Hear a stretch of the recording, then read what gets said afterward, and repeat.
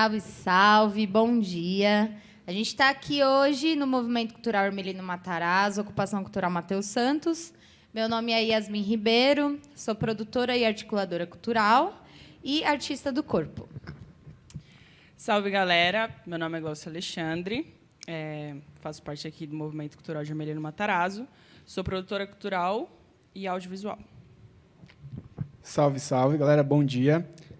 Eu sou o Gustavo, faço parte aqui do Movimento Cultural Hermelino Matarazzo, também sou um dos articuladores aqui do espaço, da Ocupação Cultural. Hoje a gente vai dar início ao curso do Criando Criadores, é um curso de produção cultural voltada para agentes da Zona Leste. A ideia de hoje vai ser a gente falar um pouco sobre o território de Hermelino, né, que é onde esse curso acontece, já pela 3ª edição. Então, a gente vai falar um pouco sobre o bairro e sobre os coletivos e artistas que atuam aqui nesse território. Eu vou falar um pouquinho do histórico, né, desse bairro, vou começar aí um pouco a partir de 2010, e aí a gente vai trazendo para as edições mais recentes, vai trazendo um pouco para a atualidade e pincelando aí também sobre alguns outros espaços e sobre algumas reflexões que a gente fez aqui coletivamente na Ocupa. Tá bom? Hermelino é um bairro da Zona Leste de São Paulo, acho que a maioria de vocês deve ser aqui da região ou dos arredores. É um bairro que conta com 200 mil habitantes e que, até o ano de 2016, ele tinha só um espaço cultural, que era a Biblioteca Rubens Borba, que ela ainda existe, ainda está em funcionamento, né? Mas agora, desde 2016, a gente tem um outro espaço, que é a Ocupação Cultural Matheus Santos.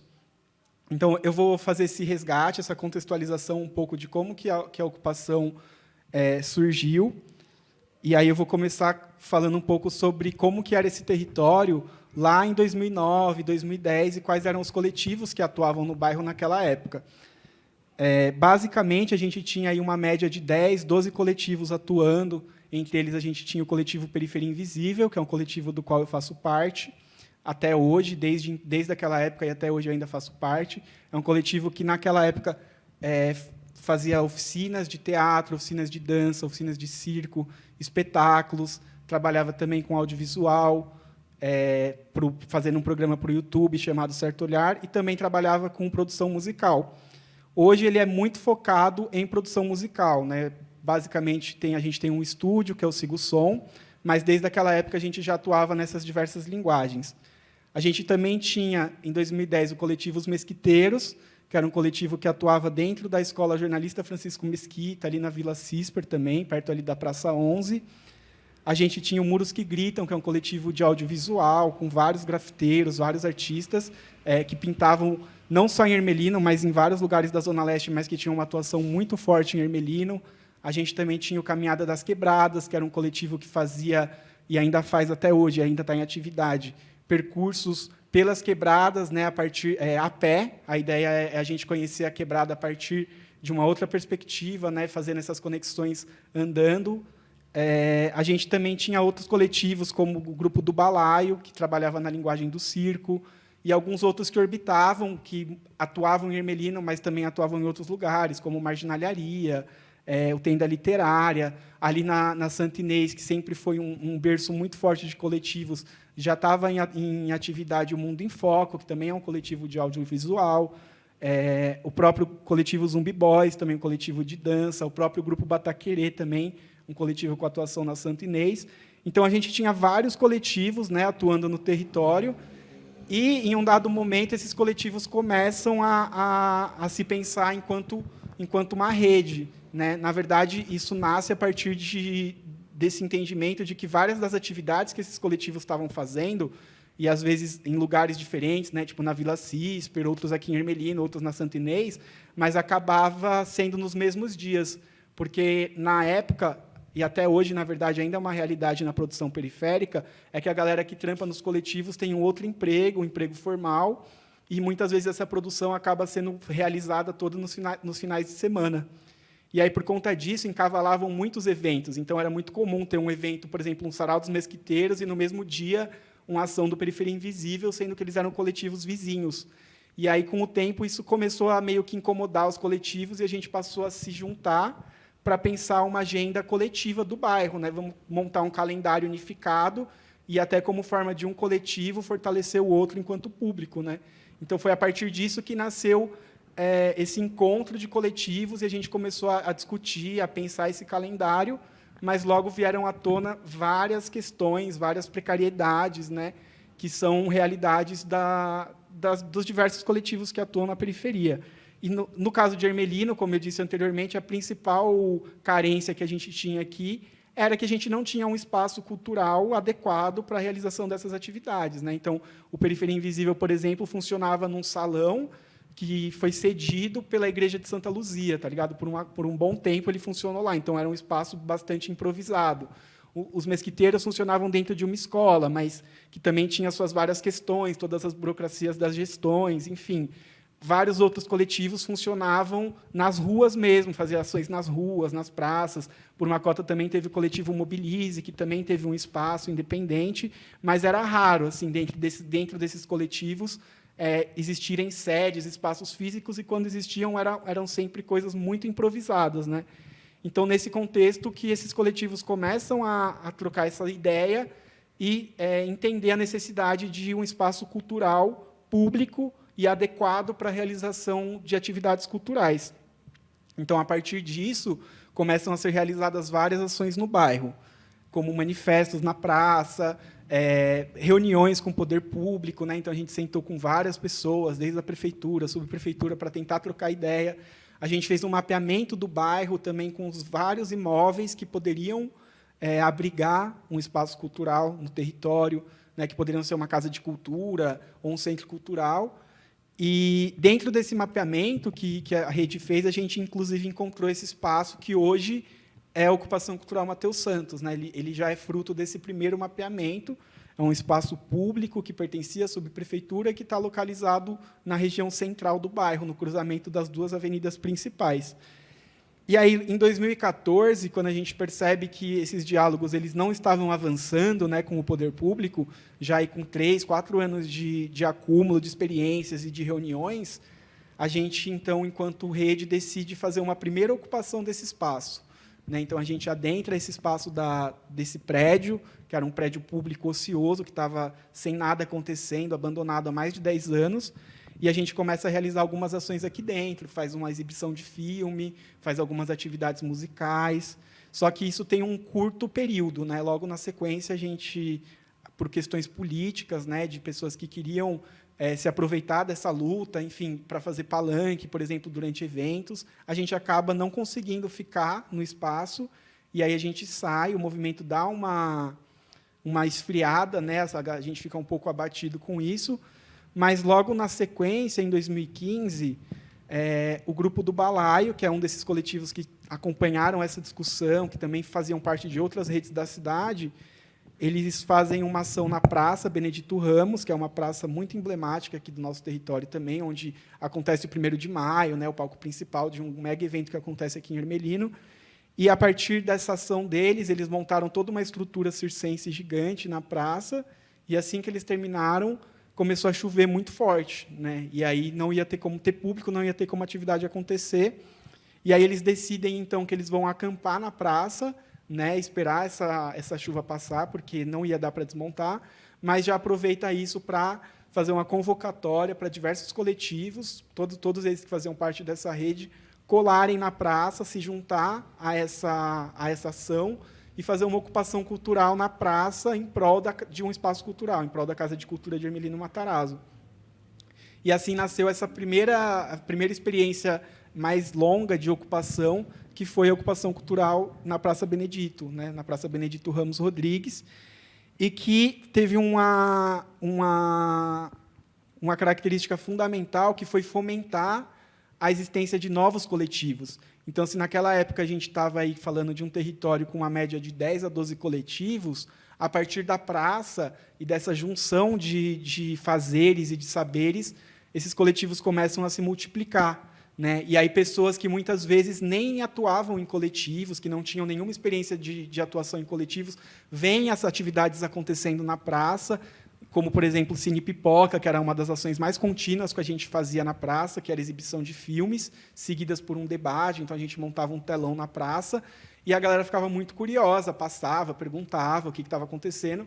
E isso foi instigando muita gente a criar novas atividades, criar suas próprias atividades.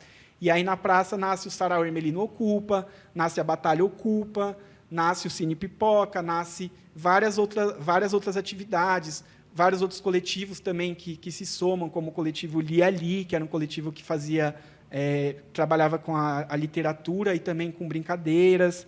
O Beco Cultural, também um coletivo que participou dessa época. O Ocupação é uma ação musical também que a gente convidava artistas para fazer um show musical na praça, e aí pegava equipamentos emprestados de várias pessoas, de vários coletivos. Também nasceu na praça, nessa época, a Feira Vegana e Vegetariana da Zona Leste. Também nasceu o Encontro de Mulheres. Então, a praça, na verdade, ele foi esse primeiro momento que nutriu essa nova leva de coletivos no território. Então, isso conseguiu ampliar muito a atuação cultural no bairro, construir uma narrativa, né, cultural no bairro e dar ainda mais potência para essa atuação que já vinha acontecendo. A ocupação na praça ela tem uma duração de aproximadamente 1 ano, acho que 1 ano e 6 meses, mais ou menos, que foi esse período de estada com atividades regulares. Toda semana tinha uma atividade na praça, né? E, com isso, a gente conseguiu ter um pouco mais de forças, né? Um pouco mais de narrativas e de legitimidade para poder exigir, de fato, que existisse um espaço adequado, né? Um teto, que a gente pudesse deixar os equipamentos. Nessa época, para fazer esses rolês na praça, era uma logística gigante. Tipo, cada equipamento ficava na casa de uma das pessoas de cada um desses coletivos. Aí passava um carro pega o projetor de um, a caixa de som do outro, um cabo que às vezes faltava. Então, toda essa logística ela era muito complexa e muito complicada. E a gente ter um espaço físico melhoraria muito a qualidade das atividades, por ser esse espaço que pudesse sediar e por se tornar uma referência para o próprio bairro, né, de realização de atividades. E aí, em 2016, a gente consegue, então, nesses diálogos aí com o poder público, nos diálogos com a prefeitura, nos diálogos com a subprefeitura, a gente consegue adentrar novamente esse prédio, que é a Ocupação Cultural Matheus Santos. E aí, nesse momento, a gente consegue dar muito mais vazão para as atividades que estavam acontecendo no bairro. A própria dinâmica dos coletivos do bairro muda bastante. A galera começa, aos poucos, a entendendo o que é esse espaço e a gente também se entendendo nesse mesmo processo. E aí é muito rico pensar que o Criando Criadores é um desses projetos que acontecem lá desde o início, né? Tipo, logo que a gente entrou no prédio, o Criando Criadores também começou a participar das primeiras reuniões ali da Ocupa. O espaço era totalmente diferente e a gente foi construindo meio que juntos a ideia do curso, a proposta, o que fazia sentido, o que não fazia sentido, né? Que produção cultural era essa que a gente estava falando no território. E é muito louco a gente estar aqui hoje, né? 4 anos depois, rolando a 3ª edição, agora online, mas pensando que está muito conectada a essas duas histórias, né? Tanto a história do Criando quanto a história da ocupação. E aí, entre vários conceitos que a gente tem na Ocupa, um deles é o lance da coletividade, da horizontalidade, até por isso que a gente está aqui em 3 pessoas, né? Mesmo sendo uma aula, a gente acha que é mega importante ser um compartilhamento de saberes mais horizontal possível. Eu vou até agora passar para a Glauce, para ela falar um pouco de como foi esse segundo momento, né? A gente está falando de um período onde a gente não tinha um espaço, para agora a gente fazer uma transição para esse período que a gente finalmente tem esse espaço e qual foi o impacto que isso teve nesses coletivos, no surgimento de novas ações. Salve, salve, galera, novamente. Sobre tudo isso que o Hugo disse, eu acho importante ressaltar aqui, a ocupação do prédio foi extremamente importante para esses coletivos que já faziam parte da ocupação da praça, mas também foi importante para outras pessoas se conectarem com a ocupação, se conectarem com a cena cultural e artística, se sentirem parte disso, se sentirem artistas e produtores de verdade, e eu fui uma dessas pessoas.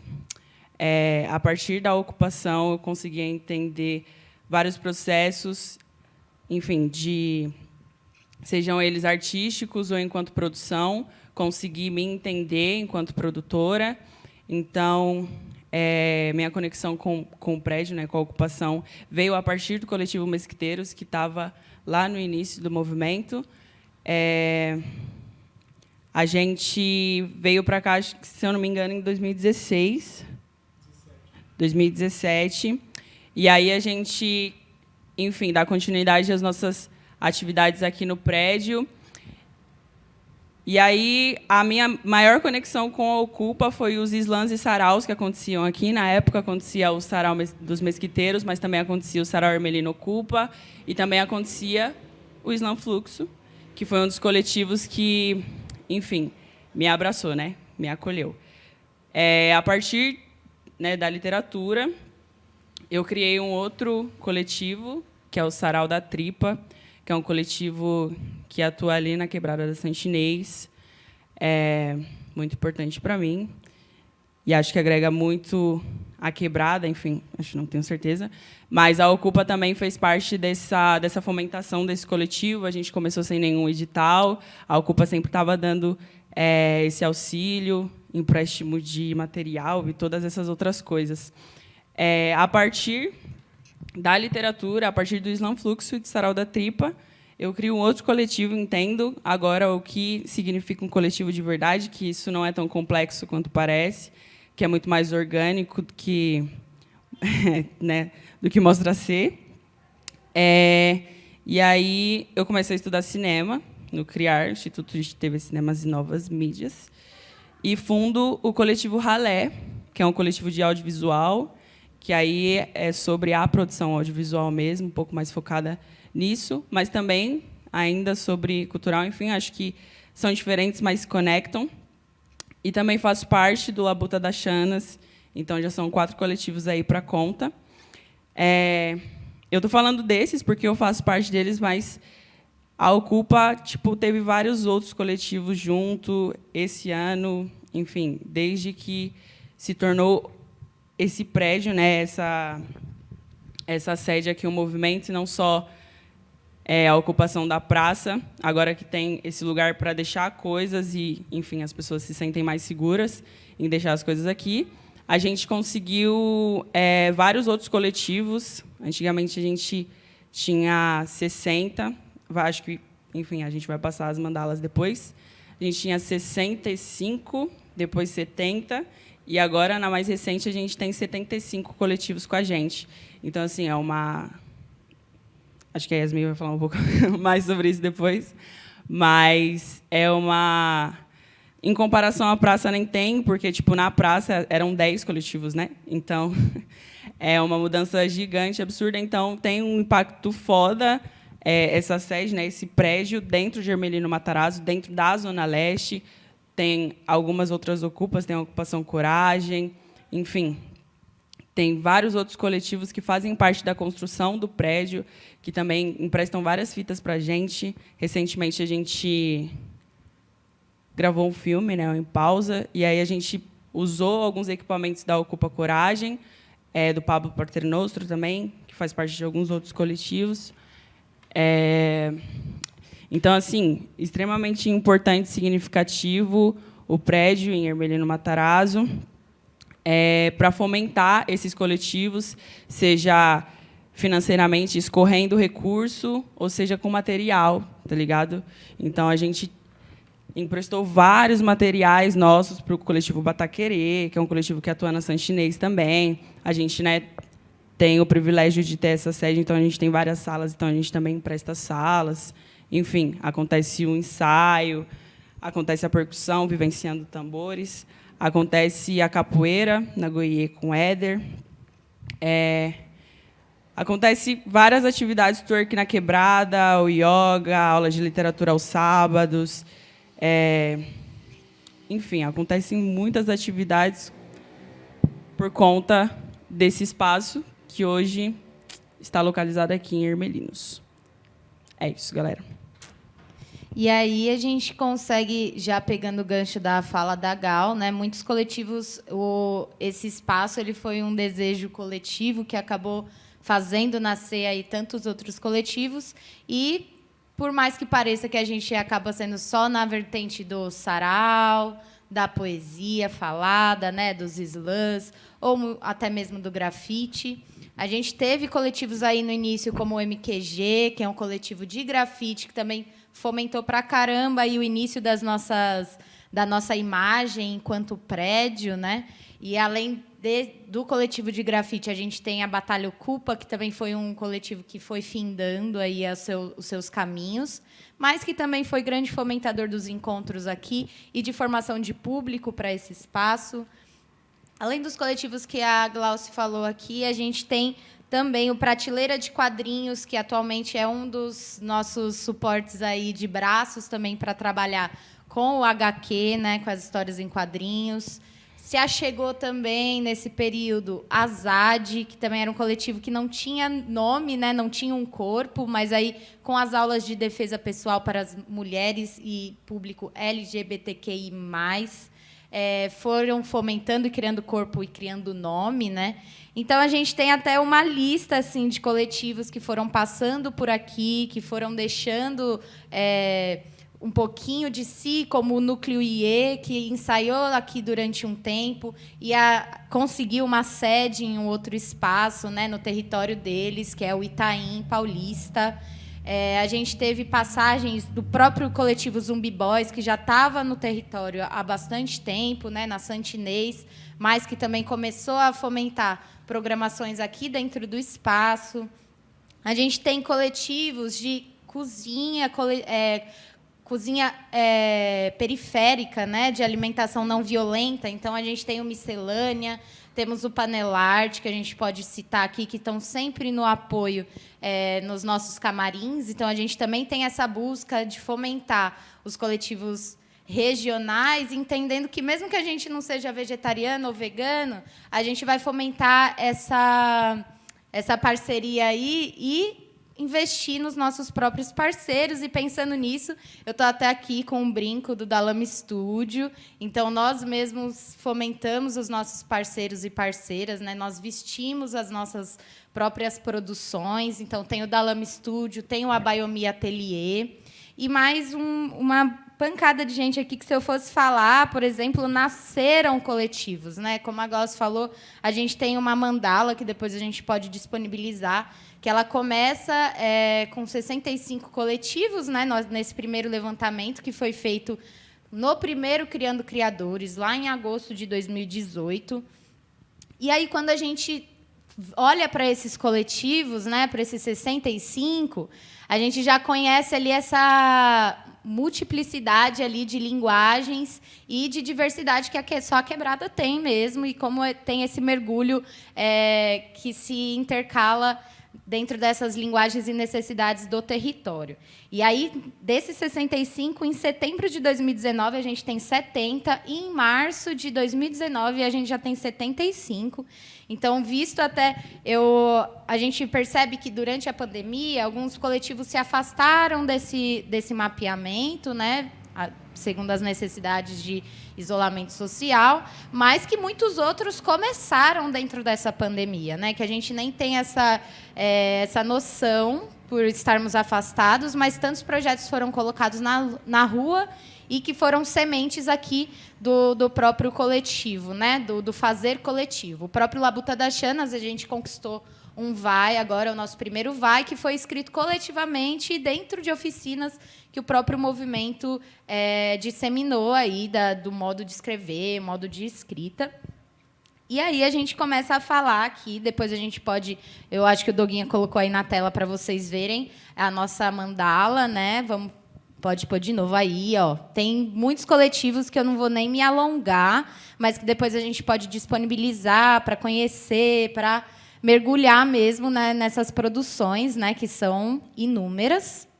Então, e falando de produções, a gente também trouxe para refletir conjuntamente, né, a produção periférica e a produção acadêmica ou central, como vocês quiserem chamar, mas que elas acabam tendo pegadas um pouco distintas no seu fazer, né? Então, a gente ressaltou deu luz para algumas ideias. Por exemplo, eu sou formada em produção cultural, sou bacharel, E aí eu tive um choque muito forte no momento em que eu comecei a me entender enquanto produtora. E aí quem foi responsável foi um dos coletivos aqui da Zona Leste, o ZL Sem Registro, foi um dos responsáveis por me fazer entender enquanto produtora cultural e também fazer vários outros artistas se entenderem enquanto produtores e produtoras culturais aqui da Zona Leste de São Paulo. E aí, se vocês querem aí mapear na cabeça de vocês um grande mapa da Zona Leste, eu acho que o ZL Sem Registro é um livro de grande potência para que você mesmo ali comece a pensar, porque ele não delimita o espaço Zona Leste, né? Enquanto mapa geográfico, mas ele fala muito mais de uma forma afetiva. Então, eu me conecto com a Zona Leste em 2017, com a Ocupação Cultural Matheus Santos, em 2017, em 2013, com o Bataquerê. Então, eu sou parte desse mapa afetivo da Zona Leste de São Paulo. Vocês vão achar aqui 100 artistas, produtores e produtoras culturais com histórias muito distintas e muito semelhantes, porque a gente se conecta em vários coletivos. E eu acho que, com certeza, vocês também vão se conectar em algum lugar com a gente aqui, porque vocês são desse território, então algum nome ali vai soar para o ouvido e vai ser comum. Então, isso que é legal, da gente começar a entender o nosso espaço-tempo, que eu gosto de falar, e entender aonde você está aí no seu território. Então, já é um exercício aí, buscar o Zona Leste Sem Registro. Outro coletivo também que me fez entender enquanto produtora cultural foi o Slam Fluxo, do qual eu fiz a organização e diagramação desse livro. E também tem outras poetas e outros poetas que estão aí dentro dessa primeira edição, que eu espero que em breve a gente tenha outras. Temos o Movimento Cultural Hermelino Matarazzo defendendo o óbvio, que também faz um parâmetro olhando para esse prédio, olhando para o nosso histórico da praça, da Rede ZL e todas essas coletividades que por aqui passaram, né, até o momento da escrita, o fim da escrita desse livro, porque tem muito ainda para viver, tem muito óbvio para defender. E a gente tem o Arte Cultura na Quebrada, que eu acho importante citar, que ele está ali, ó, que é um coletivo que agora vai ter a gente fez a 14ª edição, né? Foi a 14ª, que foi de forma online, um festival online que foi feito aqui na Ocupação Cultural, né? Um dia longo e muito produtivo, que se é para a gente falar de produção grande e produção de quebrada de grande escala, de grande porte, o Arte Cultura na Quebrada é um exemplo de que são pessoas e protagonistas que são do território, né? Os moradores são protagonistas do seu próprio rolê, da sua própria produção, e às vezes não se reconhecem enquanto produtores culturais, né? Então, tudo isso para a gente criar um entendimento da diferença entre nós, produtores culturais periféricos, e as produções que são feitas de forma central, né? E são passadas de forma acadêmica. Quando você pensa em uma produção de grande porte, eu dei um exemplo que era o Lollapalooza, ou um evento de música que vocês gostam muito, que vocês veem, um DVD de um artista que vocês curtem, vocês veem várias pessoas correndo e passando ali com aquele mic, né, no ouvido e falando... eu acho chiquérrimo quando tem alguém lá sentado e fala: alô, produção? Aqui não tem isso, né? A gente tem... o faz tudo, né? Então a gente trabalha com a lógica da civirologia, como dizia Mestre Soró, da Quilombac, uma das ocupações que também são referências culturais, né? De quilombo e de produção. Então, a civirologia é essa lógica de estar se virando ali, quebrando galhos e fazendo coisas que você mesmo não sabia que poderia fazer ou que nem tinha o entendimento de que você alcançaria aquele lugar. E aí a gente fala que, na produção acadêmica, a gente tem várias funções. Então, a gente tem o produtor, a gente tem o produtor geral, que fica acima do produtor, a gente tem a assistente de produção, a pessoa que vai cuidar do palco, a pessoa que vai cuidar só do artista. São várias, a gama de funcionalidades e de pessoas que vão estar dentro do esquema da produção são variadas. E aí a gente brilha nossos olhos mesmo, né? E esse entendimento, para a gente ser conectado com o mapeamento cultural, quando a gente traz luz para a produção periférica, a gente vê o quanto de frutos essa horizontalidade, né, e essa quebra da hierarquização da produção, o quanto ela te rende liberdade de produção mesmo e autonomia dentro da sua produção. Então, quando a gente pensa numa produção que é mais distante da gente, que tem muitos recursos, né, que tem dinheiro rolando pra caramba, só que você está ali como assistente de produção ganhando R$100, para onde que você vai crescer? Né, a gente precisa trazer esse olhar de qual o meu objetivo quando eu me projeto em grandes produções que não são as da minha própria quebrada, né? O meu fazer está dissociado do meu território. Eu preciso viajar para produzir, e aí, na real, você pode produzir dentro da sua própria quebrada e movimentar muito mais do que só o seu corpo indo para lá, né? O seu cansaço, você movimenta todo um território. Então, você gera renda para o seu próprio território. Isso que a gente fala muito da SECA,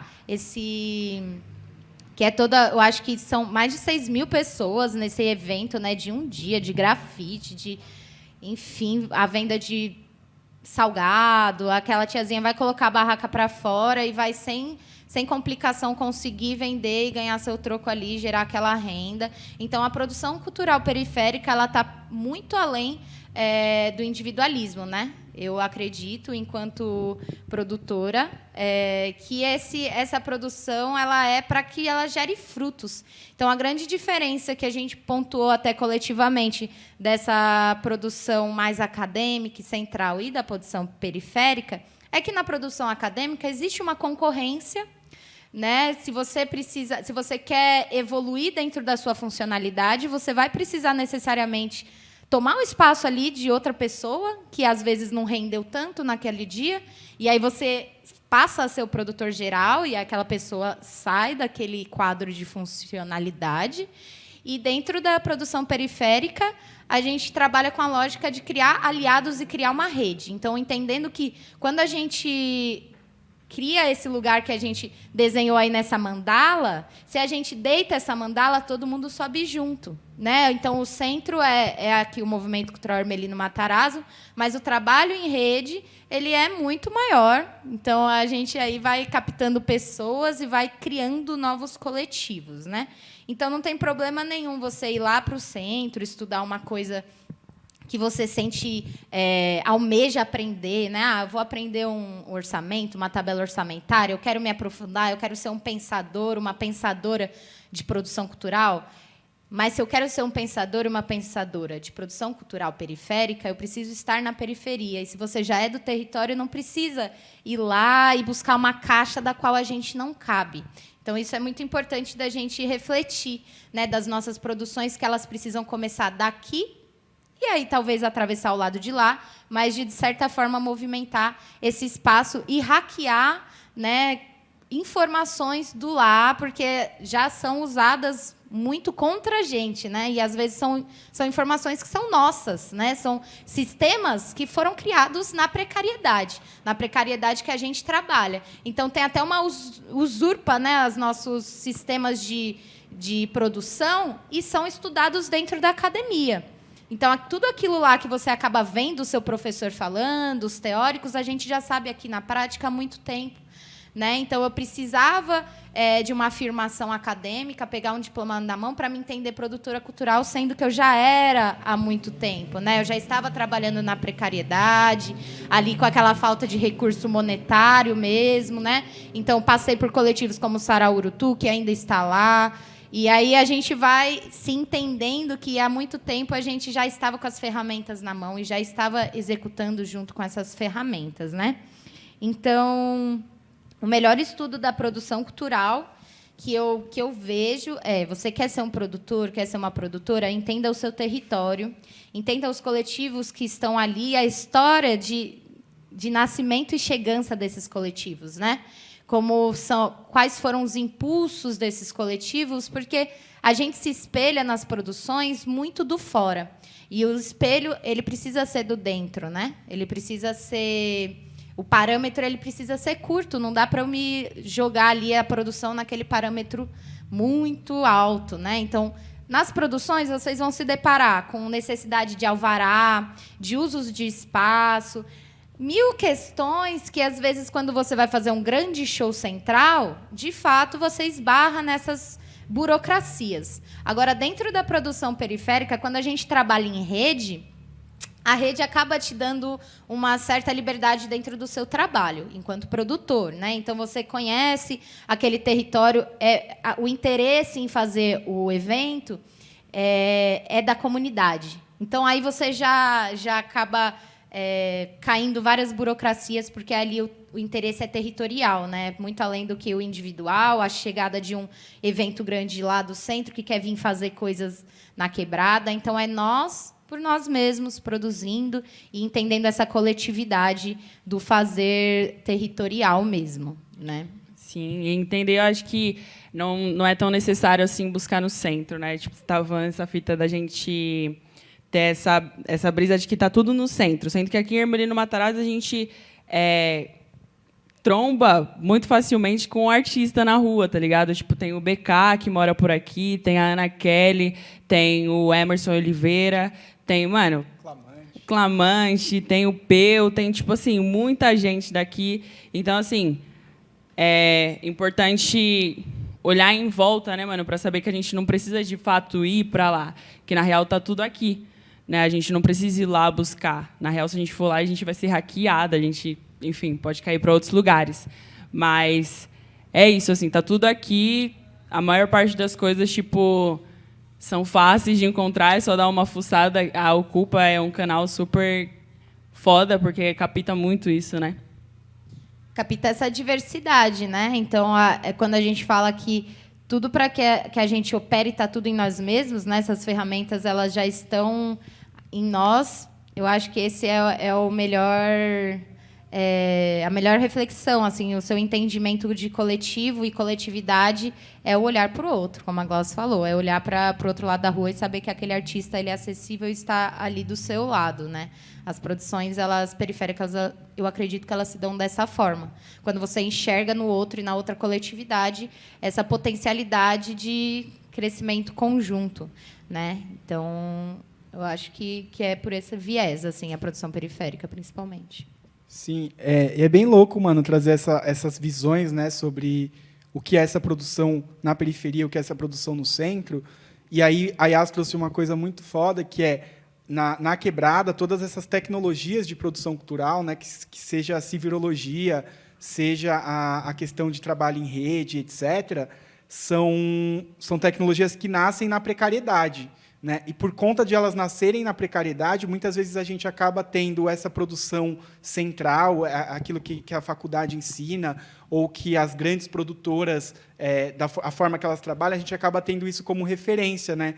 E isso acaba sendo a maior furada de todas, né? Porque é muito frustrante a gente seguir. E mesmo sendo uma lógica, a produção periférica, uma lógica que nasce na precariedade, ela já nasce muito mais avançada e muito mais adiantada do que essas lógicas que nascem na academia ou que nascem nesses circuitos mais centrais, porque eles são formados para nos massacrar. Né? E é isso. Se a gente faz uma formação, né, que é muito mais da minha personalidade que vai para lá e eu trago para mim, a gente esbarra em situações como aqui na Ocupa, quando a gente tem a reunião geral, de uma das meninas falarem se a gente tinha um alvará de funcionamento, né? Porque aí você não tem o conhecimento do próprio espaço em que você está. Você não tem você entende da burocracia, né, daquela pequena necessidade ali de ter aquele alvará, mas você não entende o espaço e a luta do qual é muito além, né? Então, quando eu falo o trabalho em rede, que às vezes você passa algumas burocracias, é exatamente isso. É de você ser protagonista e o entendimento do seu espaço, né? Sim. Gente, a gente tentou, nesse primeiro momento, nessa primeira aula, passar um pouco desse mapeamento, falar sobre esses coletivos que atuam no território E também falar um pouco das práticas de produção cultural da forma que da forma que a gente acredita, da forma que a gente realiza aqui na ocupação. Agora a gente vai estar aí um pouco mais próximo de vocês para trocar uma ideia. E é isso. Eu acho que, só para finalizar, tem um exercíciozinho que eu aqui, na minha brisa e na minha investigação pessoal, que é o mapeamento pessoal e individual, né? Que você se colocar aí dentro do seu território e fazer um mapeamento, se você é ou não artista ou nunca fez produção cultural na vida, mapeia aí o lugar que você já passou, a sua escola ou algum espaço cultural que você já tenha sido atravessado, que você se lembra, que você tenha uma memória, e faz o seu próprio mapa afetivo. Pode ser seu mapa afetivo regional, da ZL, ou o seu mapa afetivo de São Paulo, mas comece conhecendo o seu próprio território e conhecendo o seu próprio corre, que aí do seu corre você vai conseguir correr para onde quiser. Fechou? Fechou.